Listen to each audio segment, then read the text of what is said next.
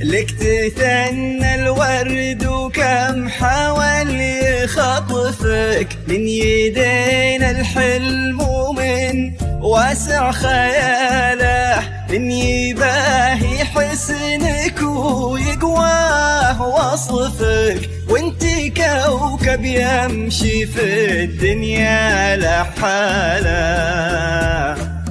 لك تثنى الورد وكم حاول يخطفك من يدين الحلم ومن واسع خياله، من يباهي حسنك ويقواه وصفك، وانتي كوكب يمشي في الدنيا لحاله.